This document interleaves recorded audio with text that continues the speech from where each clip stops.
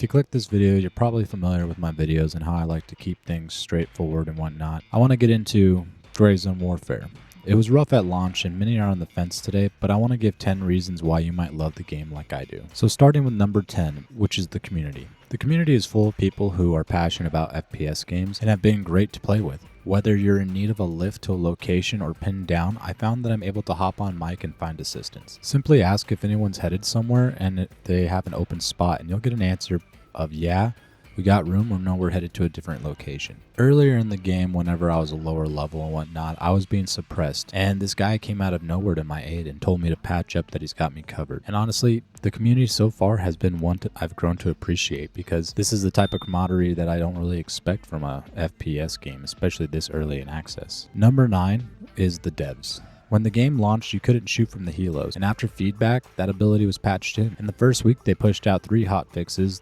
They listened to the feedback, and they're diligently working to make the game better and more accessible to more players. With their first patch, they'll be fixing AI in certain guns, as well as adjusting performance. They've said that they're out there to make 200 fixes or so and repairs. And if you watch creators like Big Fry, who have talked to the developers personally, and he talks about how he's gone and played a lot of these different games, and he's talked to a lot of different devs, and he says that these devs right here are in it for the long haul. They are really passionate about this game, and he's been kind of one of those content creators that I've grown to trust because he hasn't let me down yet. Number 8 is the world. The world that they set up is straightforward, but listening to AI in the base camps, you'll learn there's more to Lemang than a simple jungle with standard enemies. There might be something much bigger and not human, and only time will tell what that potential thing is. And honestly, they did such a great job on this jungle. It's massive, it's very deep and explorable. It feels more realistic than any other game that I've played because it's not super condensed, and everything has got, a sense of means. There's enemies to encounter, there's different types of things that you can find in different areas, and different struggles that you'll encounter throughout the world. Number 7 is the objectives. The tasks in the game tell you where to go and all that you'll need to know without really telling you exactly where to go. In your tasks, you're giving references of where to look and what to look for, giving players to explore and figure out these tasks on their own, as well as using their own skill to decipher what's in the task. Whether you're looking for phones or a surveillance system, or even fallen comrades that need to be retrieved or just found, you just need to read the task and explore the world that they created, and it'll tell you exactly where you gotta go. You just gotta look out for signs. Number 6 is the visuals. This game is beautiful, and it truly shows off Unreal Engine 5 to its fullest. Even on the lowest settings, this game is still stunning. Just don't go too low on your 3D resolution, otherwise things can look quite blurry and pixelated. Number 5 is gameplay mechanics. The gameplay is great, always making things like checking corners and sneaking feel vital to survival. Changing crouch height to peek over walls. Running and gunning isn't the way this game was meant to be played.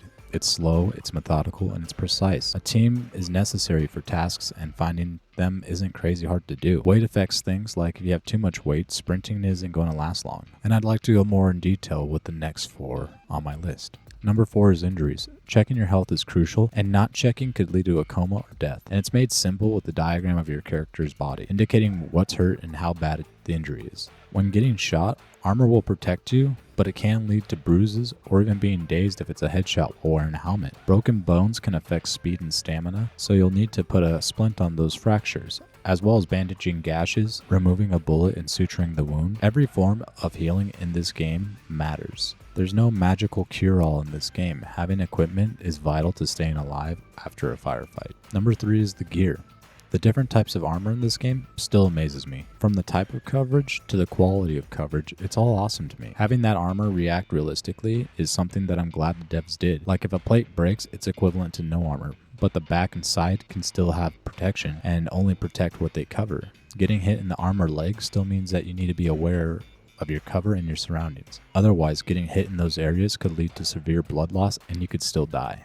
Number 2 is the loot. The looting in this game is great. Finding keys or weapons to sell are all things most games have, but being able to completely loot everything from gears, guns, and even ammo makes things feel so drastically essential. Even if you die, you can go back to loot your corpse, and I highly recommend stopping and grabbing a gun from a downed bogey, so that way you have something to use while you're going to grab your main gear. Then simply discard that equipment or keep it and modify the guns and keep them in your locker, or sell it for money. The fact that everything can be sold or kept for further use leads to so much gravity to all choices.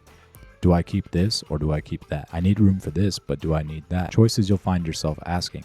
Choices that I ask myself many times, even giving things away to other players that need certain things just to make room for something else. Number 1 is the guns. The gunplay in this game is great, and making your own gun feels great too. From changing grips, charging handles, stocks, sights, buffer tubes, and even barrel length all have effect on how your gun will react in the world. I can run with a long-range scope on my M4A1 and carry a red dot in my bag for indoor clearing, making planning a thing that I never felt was worth it in other games. If your gun weighs a lot, then it's going to drain your arm stamina faster. Things I didn't think the game would account for, but this game does. Even your gun's recoil changes as you shoot because as you empty your mag, your gun gets lighter, which affects recoil. Bullets aren't just laser beams, they have physics and properties that affect their lethality. Each round has unique properties, making planning the ammo type essential, and knowing your gun feels so important so you can handle whatever comes your way. This is a great game that I've easily invested over 30 hours in. I highly recommend this game. If you have a graphics card that has 12 gigabytes of VRAM or higher, you'll have little to no issues because it uses about 12 to 13 gigabytes on 1440p.